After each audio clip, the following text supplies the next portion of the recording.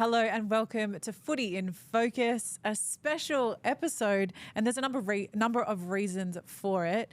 But first of all, I'd just like to welcome in my co-host, Issa, the journalist. How are you doing? Well, I actually want to welcome you in because you haven't been here for a couple of weeks. That's correct. Missed out on the last episode, so welcome back. And a shout out to Charlie White for stepping in at the last minute. I had a delayed flight. I had every intention of getting here for that episode, but the flight paths and Sydney Airport had other ideas. So Charlie White stepped in and I think he did a great job. He did do a great job, but we have Kat back and we're very happy to have her back. But no, I'm doing well. Big week for me this week. Going away tomorrow, which I'm very excited about, going to Bali, which is why we're doing this little pre-record of Footy in Focus, because I obviously won't be here for our normal record on a Monday. But yeah, no, I'm really excited for today's episode. How are you going? Yeah, good. We're going to do more of a question and answer type video just because, as we mentioned, Isaac, he was committed to partying in Bali this weekend. And unfortunately, with the pretty quick turnaround of Footy in Focus from its inception, it was projected that you would need a bit of a backup for this episode, this week. So we'll be back to regular programming next week, but for this week, we're just going to look at some questions that you guys have and go from there. So you are in charge of the questions today, Isaac. Yeah, I feel I'm kind of doing a little bit of hosting today, which I'm very excited You're about. perfectly capable, Isaac. But we kind of, another reason why I was really excited to do today was because I guess things have kicked off really quickly for this show. We're on episode 5 now, which is bizarre. That's crazy. Yeah, absolutely bizarre that we're already 5 episodes in, and we're growing every single week, which has been really, really exciting. Yeah, shout out to my dad who watches our subscriber and follow account, and he likes to update me. Well, fingers crossed it's a high number when he checks. I think we're at 120 something now, 127. So me and your dad, we're both looking at it. We're both refreshing it every hour. So a big thank you to all of you who have obviously shown that support. But just wanted to kind of acknowledge where we've gotten. Obviously with the footy world and the news cycle, it's just never ending. You don't really get a time to take a breath and kind of appreciate where you are. So no, and this episode is a nice opportunity for us to do that because so you recorded 2 days ago with Charlie. So you've pretty much covered everything that you can up until this point. So this is essentially us just having a chat and getting to know each other and the listeners and viewers a little bit better and in terms of who's actually tuning in week to week, which we're so grateful for because we did come out of nowhere to an extent. We've both existed in our own worlds. And then one day we were like, hey, guys, we've got a podcast that comes out tomorrow. So we're very grateful that people have jumped on board so quickly and gotten around it. And obviously we've got Flaxxy, who is sporting a new look today. The Kofusi. Love it. If you haven't seen it, please go over to his Instagram. Please go to his Instagram. Actually, but Flaxxy's just a great example too of somebody who jumped on board to support us. Literally and a few days before. Yeah, I mean, we're so grateful for his time as well. So it's all gone really well and we're hoping that this is just the start. But it'll be nice to just change the tempo a little bit today. Yeah, and it's cool because... And you and me have kind of spoken about it behind the scenes, but a big focal point behind Footy in Focus was kind of keeping that balance between news and also entertainment and not drifting into one way or the other. We've spoken a lot about wanting to keep things, I guess, sensible and mature in terms of how we report news, discuss the players, the coaches, even just, the fans and stuff. And the reception that we've got has really lent into that. The feedback we've gotten has really lent into that, which is, for me, has been it's been really exciting to see because there are fears sometimes that you can, drift too far into being opinionated or being disrespectful or maybe being a bit catastrophic in the way that you present news or discuss people's lives. And I'm really proud of us and obviously Flaxxy and in the audience for even acknowledging it and noticing it. 100%. Because it was really important to both of us that we had a product that felt, genuine and authentic. And that's something that I'm glad you guys know it now because I want you guys to keep us on our toes as well. Make sure that we are held accountable to that. Yeah. I couldn't agree more, and I think that's something that we connected on very early. And I think I reiterated it a number of times to you that I don't work in the journalism world when it comes to rugby league. I do reporting in other sports, but when it comes to this sport in particular, I do feel like the content world is very, very saturated. And within that saturation is a lot of opinion that carries a lot of weight that it doesn't necessarily deserve. And by that I mean there are a lot of people talking about things that they don't actually know the ins and outs of, or speaking definitively over topics where they weren't in the room, or not acknowledging the nuances of a player experience or a club experience, whatever that might be. And I think that's just a big point for you and I. And it's conversations similar to you that I've had with other people outside of this podcast, just reiterating how that's something that I care a lot about, because you are talking about people's livelihoods, their careers. You're talking about real life things, and those can have repercussions. And I mean, Terrell May on his podcast with Bloke, with Den and Kemp just the other day, was talking about how he has certain opinions about different creators out there, and whether or not those things are taken out of context, that's a whole other conversation. But I think you do see a lot of instances where players have heard something that's said about them and they take it personally, and they're well within their right to.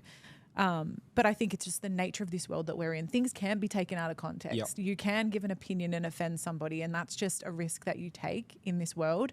But I think what we want people to understand is that for the most part, we try with every essence of ourselves to speak as fairly and as objectively as possible without personal opinion getting in the way. Yeah, and I think that we didn't really, I guess we kind of touched on it, you know, briefly in the first episode, but to see people kind of already catch on to that was really special to me, because especially as someone who, and I've had this conversation with people. Obviously, I am a journalist. I'm a rugby league journalist, and still fairly fresh in the space. This is only my second year doing it, but you know, there is a certain shtick with the name or the title of a journalist, 100%. And as much as I respect every other journalist in the space and look up to a lot of these journos and what they do and the way they break news, there are so many talented writers and journos and newsbreakers in the space.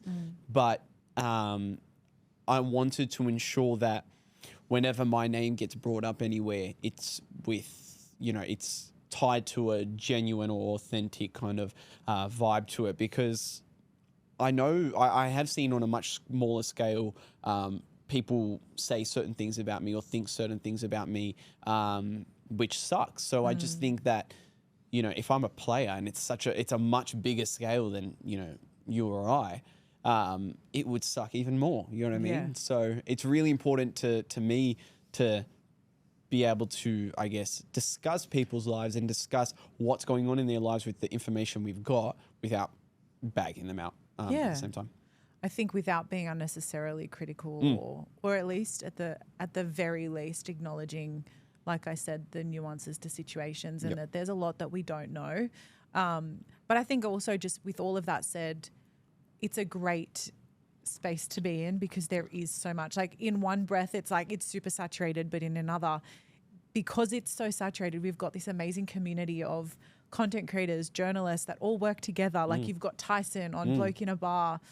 You've got all like the Code Sports overlap. You've got us working together, and I'm with Rugby League Guru. And I think the fact that it is such a collaborative culture is amazing. Absolutely. But that's why for us, we have this opportunity to create our own thing. And that's where we really lean into our values, which is that style of journalism. Well, yeah, and it's not, and the cool thing is, and it's exactly what you said, a lot of these, I guess, projects that you see now, whether it's like Bloke and Code or something in particular, a lot of them are like, you know, collaborations to an original product, but this is just the original product now. Yeah, exactly. Like, we're like, you know, and correct me if I'm wrong, and you guys can kind of let me know if I'm, you know, forgetting, but it feels like this is one of the first of its kind as well, where we're obviously taking elements from journalism and presenting and podcasting and putting it together to, and we're still growing and still learning, and you know, in a year's time, it could be something completely different. But hopefully not too different. Hopefully not too different. Hopefully I've still got Kat sitting next to me. She doesn't get sick of me. Charlie White full time. Charlie White's. Well, Flaxxy with that haircut in you your did tell seat. me that I was fired after that. So. Yeah. I messaged Kat straight after Charlie White was on. I said, all right, sorry, pack your bags.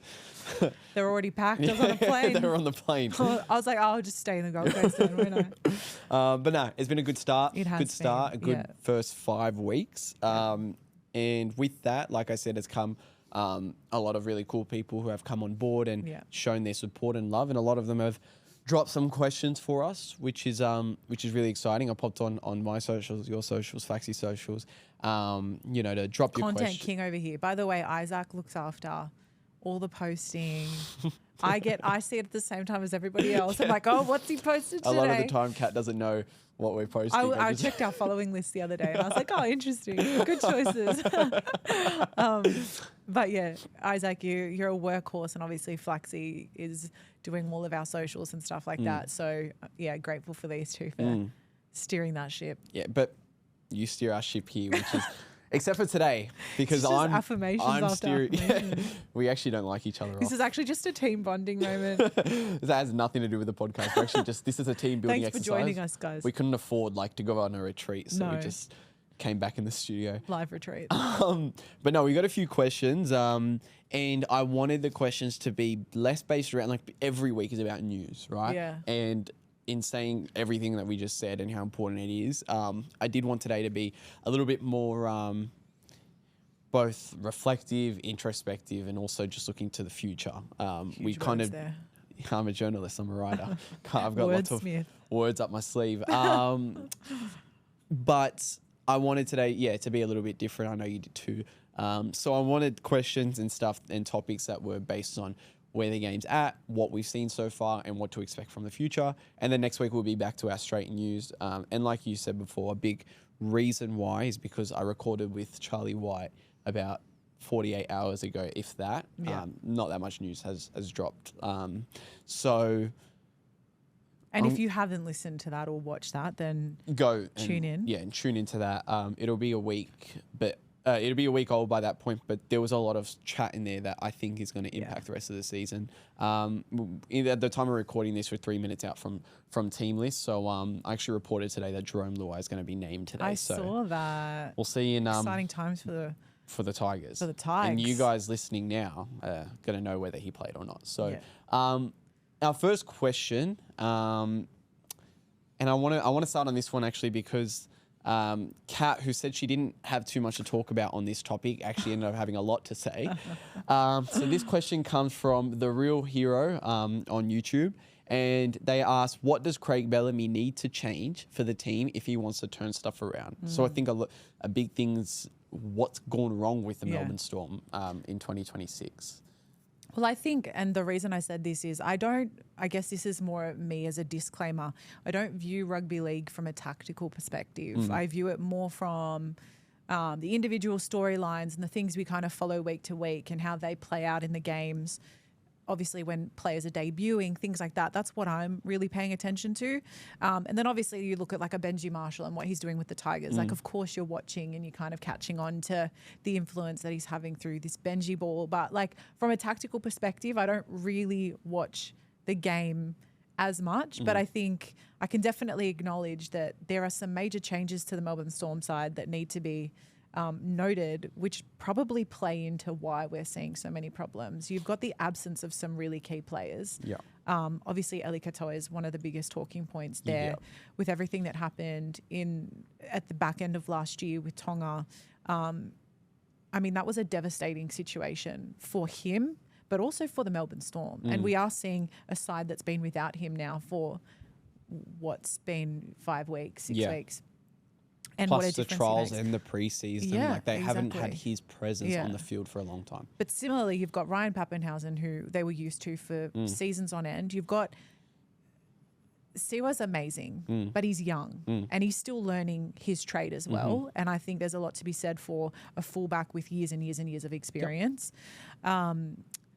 And then you've got the likes of Tui Kamikamica, you've got Sean Bloor. There's a lot of these like front rowers or second rowers that have been really crucial to this pack that we know from Melbourne, and they've been absent. And they've got a lot of younger guys coming through, but I think it's once again kind of just looking at the relevance of experience in this particular scenario. And you mentioned forward like Nelson as well, left for boxing. Yeah. I feel like they're not getting, and it's exactly what you said.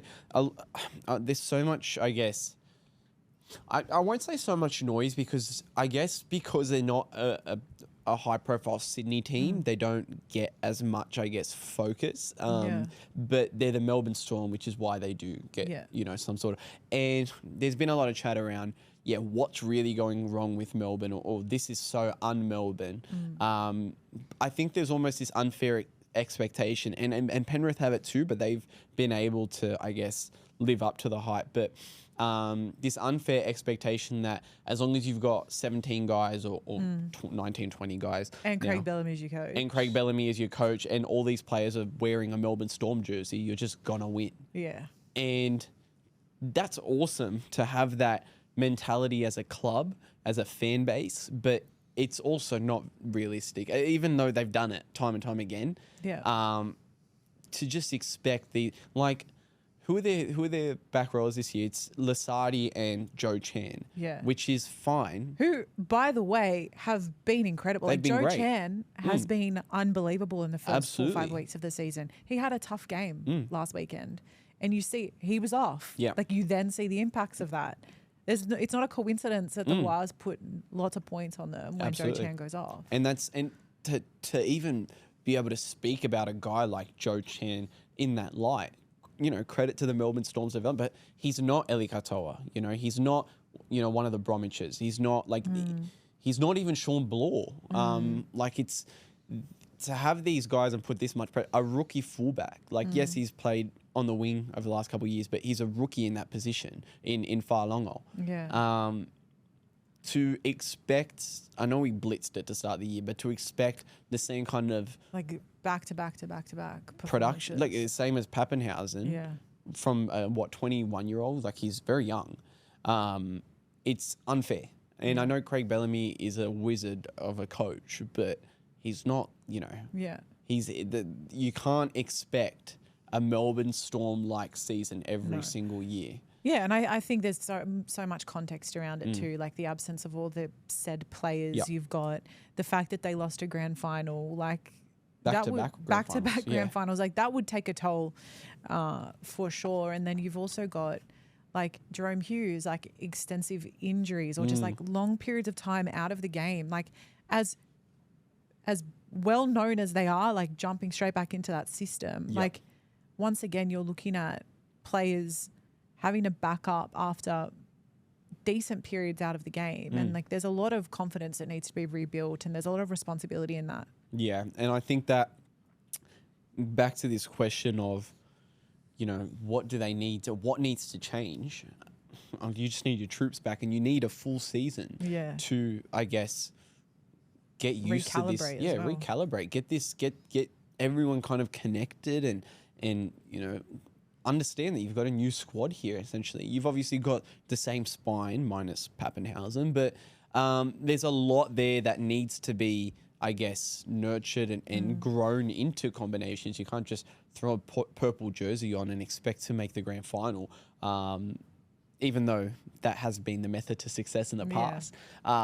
It's definitely one that it's not a simple solution. There are a lot of sides in this comp who are struggling for a certain reason that can be fixed on the field. Unfortunately for the Melbourne Storm, the injuries and the absence of stars and also seeing a good mate of yours in Eli Katoa go through what he's going through and still see him every day, and it would take a toll on you mentally. I know, to think of one of your closest mates going through something like that. Yeah, and also traumatic. And he played the same sport that you are playing right now. It has a mental toll on you. You might go out on the field and brace a little bit more for impact, or have that on your mind when you're playing or when you're training, and it has an impact on you. Yeah, you're only human. Yeah, and I think once again, I don't think we're going to get the answer today, but I think there are plenty of things you can take out from what's happened with the Melbourne Storm, even just from right now to the exact same time last year, just how much this side has changed, which I think answers a lot of the questions around why they're not where they were.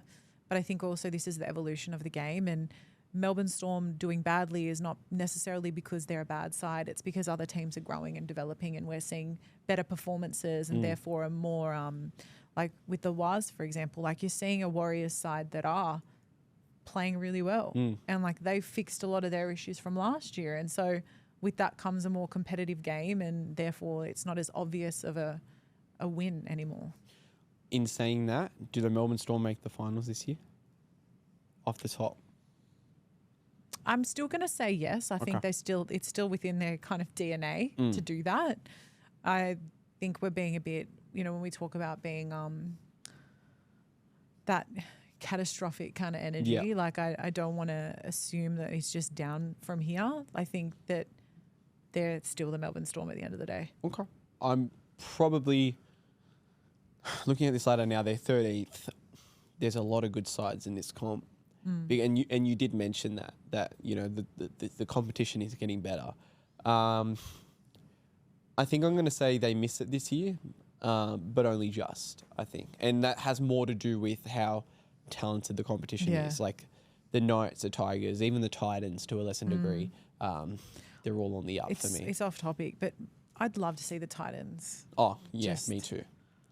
For everybody. Like I'm a big fan of Josh Haddad as well. Yeah. And so I would like to. I'm a big fan of Scott Sattler, and he's up there as director, and you know how much energy they're putting into that side. We were talking about Tino just before. Best aura in the game. But him and Wayne Bennett. Oh, what a duo. What a duo.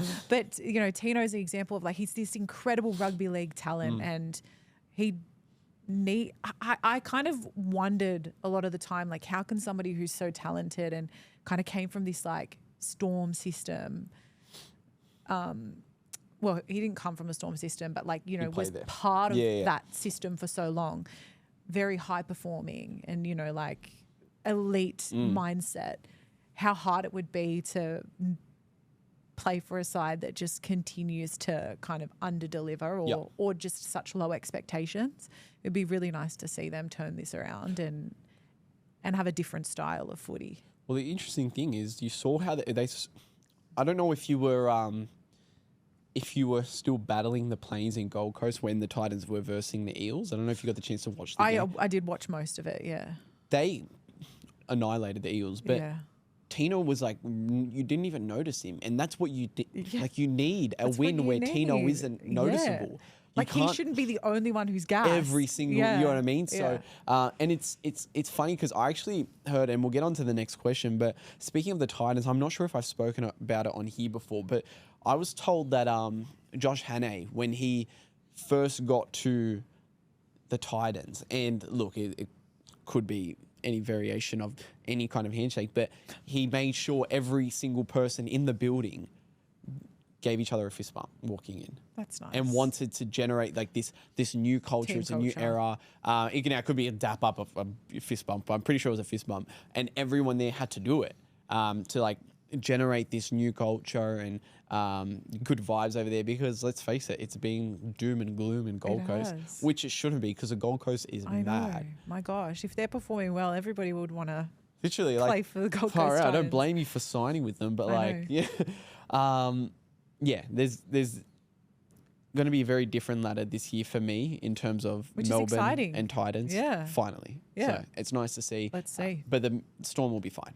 You guys will be fine. I think long term they will be absolutely fine. I think it's just teething issues with some changes they're going through. Yeah, let some of the rest of us make the finals for once, Melbourne. Come on. I understand injuries. Okay. Yes. If there's anything I understand injuries. So does our producer Flaxxy, who goes for the Eels. The Eels are struggling with Poor Flaxxy, can't shake that. Looking at a team that did win on the weekend is the Canterbury Bankstown Bulldogs. And there have been reports of of one of their star players in Matt Burton in talks to extend with the club. Now, at the point of listening, you may have already he may have already re-signed. There may be new developments. But Larry Talks, good friend of the potty actually, I hopped on his potty not long ago. But Larry Talks asked us to predict what happens with Matt Burton's contract talks. How does it end? And I want to add a little kind of nuance to it. If he does re-sign, where does he play for the Bulldogs long term? Oh my God. I kind of want you to answer this first. Like, Yeah, as a Bulldogs I feel like fan. I need to take the I think, floor. in my opinion, and I'll keep it quick because I'm not super opinionated on this, I see him re-signing. I see he is a player that I think they value as part of this, what they're building at the Bulldogs. He's very much a part of it. Whether or not positional negotiations come into that, he will only re-sign if he plays 5'8". Or if he plays centre, blah, blah, blah. I don't know. I think he's the kind of guy who should be willing to play wherever they need him because he can. But that's my 2 cents on that. I think he re-signs as well. Now, I know for a fact that the Bears were very keen on him, like very keen on him being their marquee recruit. But I do think he does remain in Belmore. Now, where he plays or what the conditions of this will be, I think you're right in the fact that positional negotiations will be brought into it. They can't do this whole up in the air thing anymore. In saying that, he's only ever played 5'8". Like, it's the media and fans who have talked about the whole positional thing. And it's like, oh, there's an injury. He might slot into centre once, but it's not like he's played 5'8". changing situation. The only time it's changed, I think it was in 2020, I want to say 3, when Kyle Oluwapu was there and they put him at 7 just to integrate Oluwapu into the 6. They realised that was a horrible decision and put him straight back into the 6.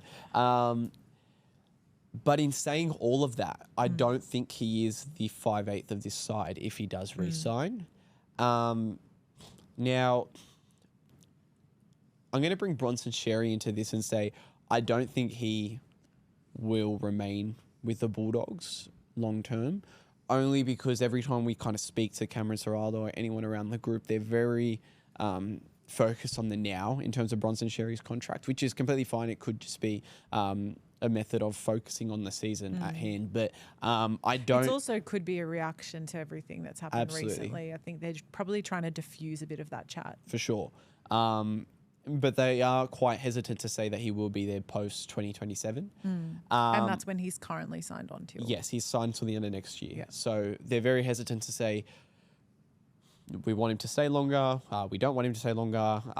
They won't kind of comment on that at the moment. So I don't know if he does stay at this side long term.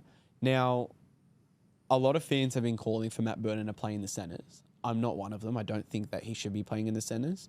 I think that our centre pairing's fine. It's good, actually. You've got Stephen Crichton and you've got either Anari Tuala or Bronson Xerri. Both can, do it quite well. I don't think he should play fullback either. I know a lot of fans have called for that. Obviously, Connor Tracy's now extended with the club for 2 years. I think that he is a lock in waiting. I think that he's got the body for it. He's 6'something". He's got a big body, big frame.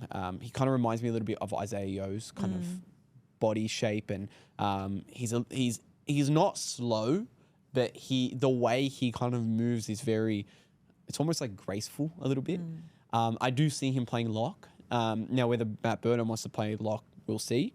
I actually spoke to Latu Fainu today at the Tigers, who admitted that while he was brought to the club to play half, he's really buying into that lock role now and described that as just being another half who tackles a lot more, which I'm sure there are deeper nuances to that than just that, Latu. But it was a good point. It was very interesting to hear a half say that, and he's obviously a lot smaller than Matt Burton. So in saying all of that, I think he extends, but I think Ciraldo will probably start integrating him into the lock position. Interesting. If not, chuck him at centre if that's kind of what you want to do. But regardless, he probably can't be on the big bucks if he is at centre. You've already got your highest paid player on the side at centre in Stephen Crichton. The Dogs are an interesting one, aren't they? Because I feel like their whole rebuild was looking at the concept of a utility and how it's, for me, it's a funny one because I feel in other codes, it's you value having players who can play a few different positions. Like in football, yes, you've got a striker who's a striker, but you love knowing that if you have to chuck them on the wing, like they know how to play there and that they can do an all right job. It's interesting that the Dogs, for me, kind of their whole rebuild was about that utility concept and having players that could fit in multiple spots. But then it's also become like a double-edged sword for them, because now it's the conversation of, well, where do these players actually belong? And I think they need to lean into the fact that they've got talented players who can be in multiple positions. And whilst they've got a preference, like, don't undersell them as like they're just this or they're just that, or they only want to be this, they only want to be that. I think at the end of the day, they should play where they fit in best to the current system. That's just my 2 cents. Do you think Matt Burton fits in best at 6? Yeah, I think he does. Okay. Yeah. So you think that I think, but I also think the fact that he can play other positions is what makes him so valuable. Absolutely. I think so. I think there's been, and it is a double-edged sword. I think it has shifted in the last few years. I feel it's shifting back because there's 6-man bench now. There's probably a little bit less of need of a utility. Yeah. There's more purpose now behind like your actual lineup and who gets called up. Absolutely. Because you've got 6 options now. Yeah. But in saying all that, I think that, you know, players like Matt Burton, like Connor Watson, like Kurt Mann, in the past they were valued a lot less, but over the last few years they've become a lot more valuable. 100%. Like, look at them on an Origin level. That's like, the fact that Kurt Mann and Connor Watson play Origin. If you were to say that 5 years ago, I would have been like, are you kidding me? Is there no one else? It's incredible. It's incredible. But like, and I said this the other day, Common Sports asked me, like, who's the most important player for South? You said Latrell. I said Latrell. Yeah. I said not just because he's a great centre, but because if Jai Gray's injured, he can play fullback. And like, they're not easy positions to transition. They play very different roles. But to have a player that you can trust to slot in somewhere is crucial. Yeah, which is why I think this is a very important re-signing. Yeah, definitely. And the Dogs will prioritise. I'm sure they will. Well, plot twist, he goes to the NFL. I mean, it's not a bad shout, to be honest. But like, I'd probably say, and I actually got asked that by Common Sports as well. They messaged me. I didn't end up doing it, obviously, but too cool for that, sorry. no, I try not to. I like I said, today's one of the very few times you're going to get my opinion on stuff. Oh, so that's why today's a special. Lucky us, guys. Yeah. No, but I would have said Stephen Crichton in terms of the Dogs, but then Matt Burton, like second. Like, he's the second best player at the Dogs. Lachlan Garvin's great. Jacob Preston's great. Viliami Kiko, you got strike all over the park, but Matt Burton's a very important player. So, no, I think to answer Larry's question, I know you agree, he will extend with the club. I think they'll extend him long term from what I've been told. They want him long term. But I think it will be a negotiation around position and stuff as well. And we spent a hot minute on that as well. Yeah, well, mate, you chat to me about the Dogs. And I somehow got Rabbitohs in there too. You just had to get Latrell in there. Okay, well, we've probably got time for one or two more. Yeah, maybe one or two more questions. Good one. Okay, I want to ask you this one now. We spoke about it on the last potty, but I do want to get your thoughts on it. If the season ended today, who gets Coach of the Year? Now, I believe when I asked Charlie this, he said Benji Marshall. I want to get your thoughts. Who do you think wins Coach of the Year if the season ended today? I mean, I obviously watched your episode with Charlie, and I think, did you say Justin Holbrook? Justin Holbrook or Ivan Cleary? Or Ivan Cleary. Ivan Cleary for me, you speak of like how Craig Bellamy, there's this like ridiculous standard that people are used to, and when they underperform, it's like, you're doing badly. Yep. And I think Ivan Cleary is just an example of somebody who has set such a ridiculously high standard for himself that he vastly underachieves in people's opinion when he does amazing things. Yep. He's already just surpassing like coaches throughout history in terms of what he's done with the game. But I think a lot of this conversation too is looking at how coaches have redeemed teams or turned them around. And I think Ivan had set this ridiculous standard for Penrith, and they're well and truly within that still. Right. But then I look at like Justin Holbrook and the Knights. Like, wooden spoon last year. Look at Benji Marshall and the Tigers. Years and years and years of disappointment. Yep. And you're seeing a side that is not only playing beautiful footy, but they are fully bought into their coach. And like the culture is completely transitioned. And I think that for me is too hard to look past. Okay. Like what Benji is doing with the Tigers is turning everybody into Tigers supporters. Yeah. I've got Benji's book sitting on my bedside table right now. The foreword is written by Wayne Bennett, by the way. But like just this buy-in to Benji, and it's not just a Tigers thing, it's everybody. Yep. Because they're like the people's team. Like everybody wants to see them doing better, because when the Tigers are doing better, the game's more exciting. Yep. And I was so sick of the boo Tigers, another week, like just the negativity. Like it's so nice it's a fresh perspective now for these fans and to watch the game and like see them playing well. It's exciting. So for me, it's an honourable mention to a bunch of coaches, including Owen Cleary, if Craig Bellamy can turn this team around. I know you said it's like right now, but like there's so many things to consider. But for me, Benji's he's too good right now. Yeah, it's interesting because like I said, on the day of recording this, I was at Tigers a few hours ago, and I was standing around with the other journos and the media people from the Tigers were waiting for, we're waiting for Latu or Appy to come out. And as we were chatting, we were saying, well, there's not much really to ask this week, is there?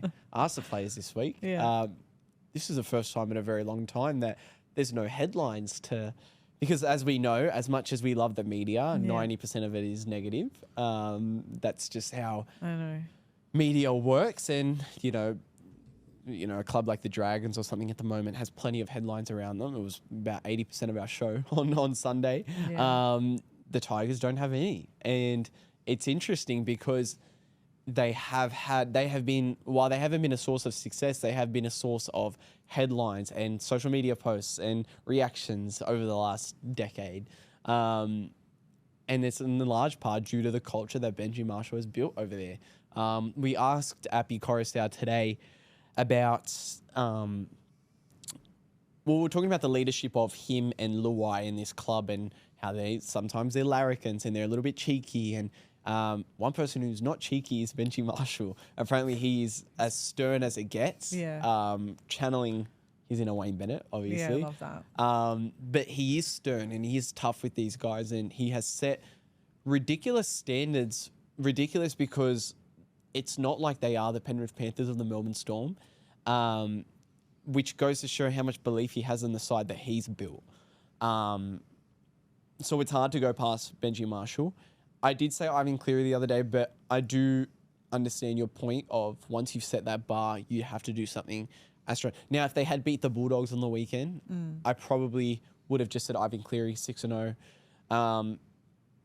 I've got Ivan Cleary right there. I've got Benji right there. I think I want to go Justin Holbrook, though. I love that. Because he just came into this side and He's kind of, I don't want to be like, he's gone under the radar. But I think a little bit. He has. Yeah. Like when, for example, the hype around Kieran Foran coming as interim manager, you look at a lot of the changes that have happened across clubs and there was so much noise around it. I feel like Justin Holbrook came into the Knights and he's like, yep, cool, just brought my bags. Yeah, just move right into Newcastle, just settle in, do my thing. But Holbrook understands the Newcastle system.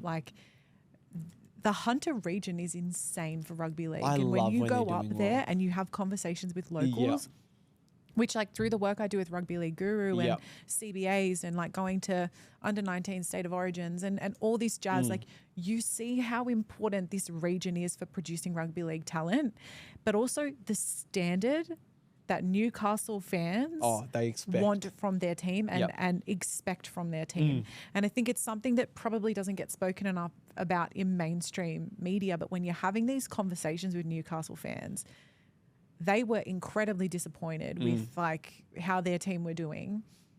And it's so ingrained in their DNA up in the Hunter region to be good at rugby league that they were like, this is just not okay. Yeah. And this turnaround that you've seen is exactly what they deserved but what they expected, I think, as well. And it's funny that you say, Holbrook kind of just came in and dropped his bags off and got to work. He then also lost his fullback, his $13 million half. I know, we haven't even mentioned that. You know what I mean? He's their best player, arguably, Fletcher Sharp, who has been in and out. You've got Sandon Smith, who couldn't get a run at the Roosters and is steering the ship now. Dom Young, who, again, couldn't get back to playing his best footy at the Knights. Yeah, and better than when he was there before. Yeah. You've got Fletcher Hunt playing fullback, who, all credit to Fletcher Hunt, but he's not Kalen Ponga.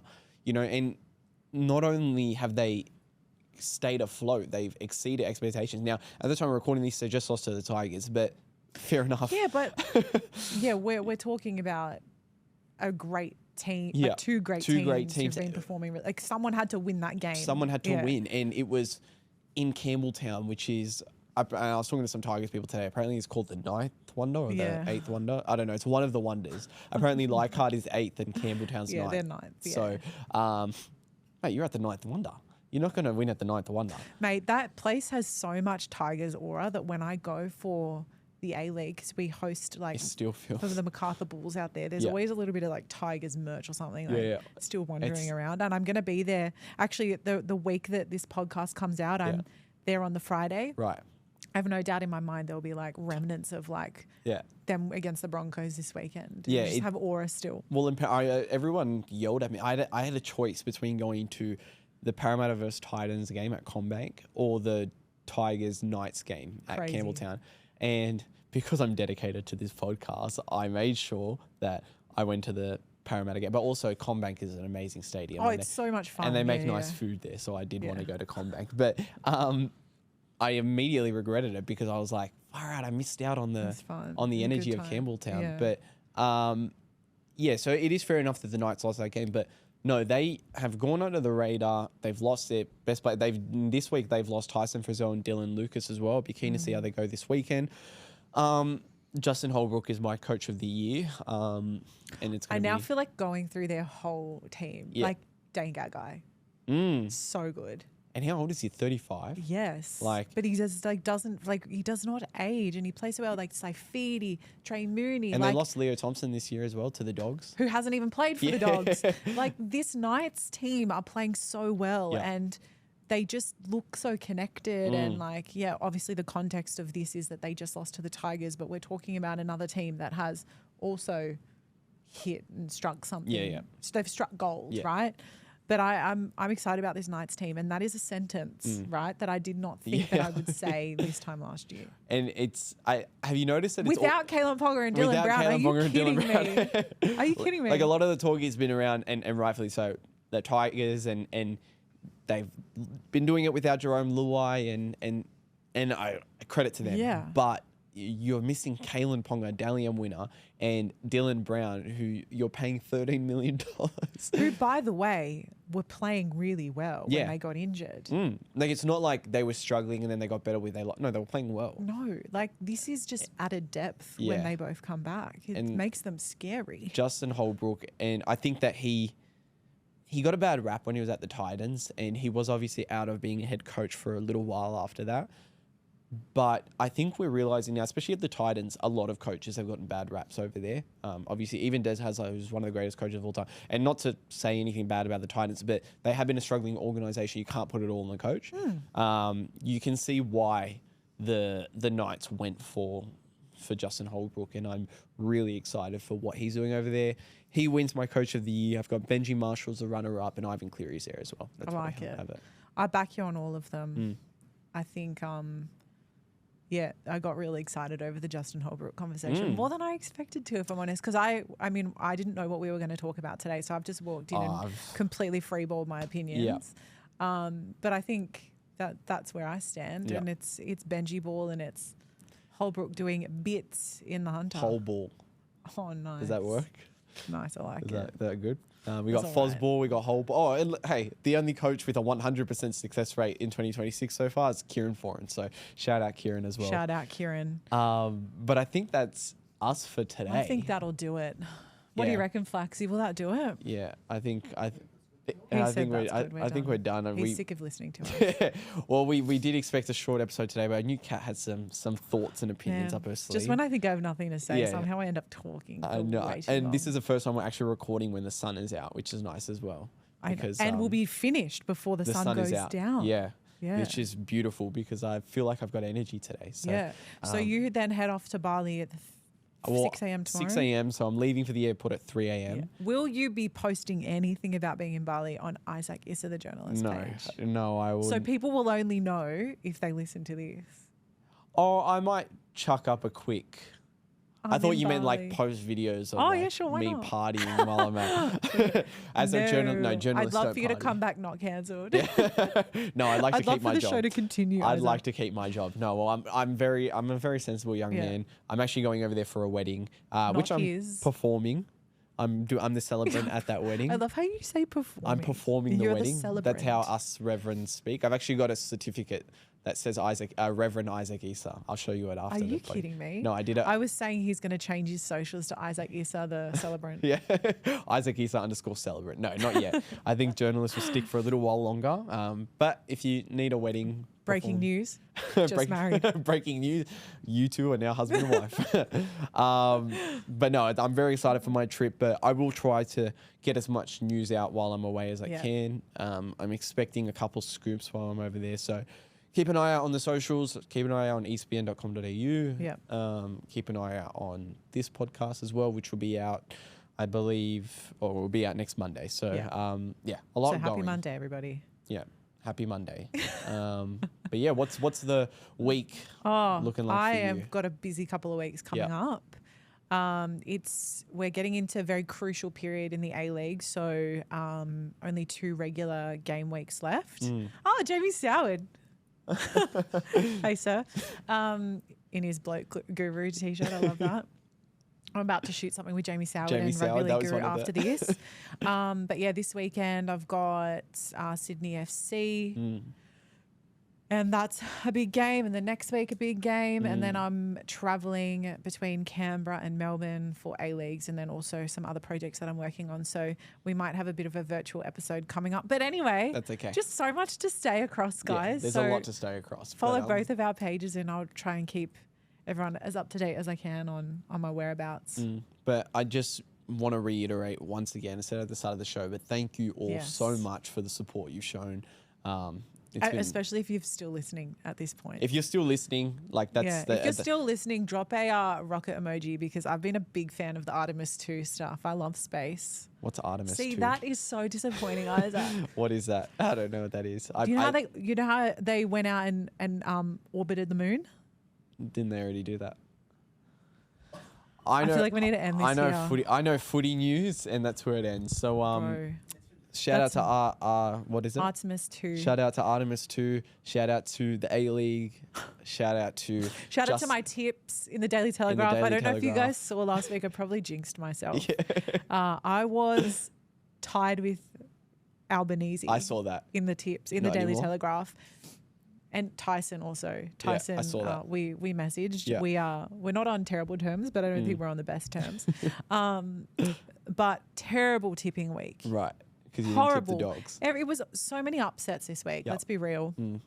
Even Albo wasn't great. But he tipped the Tigers. I tipped the Knights. So that's where we got the edge. Hopefully better next week, but you can check that out in the Daily Telegraph, tips.com.au. Great little plug, Kat. I think that's us for this week. Thank you all so much. Good hosting, man. You don't need me at all. Kat will be back to hosting from next week because I'm tired. I like Q&As by Isaac. Yeah. This is the last time you'll hear me steering the ship. It'll be back to Kat. Back to your regularly scheduled program. Yeah, you might be a bit hungover for the next one. Yeah, I don't drink alcohol. Thank you all so much for watching, and we will catch you in the next one. Bye, guys.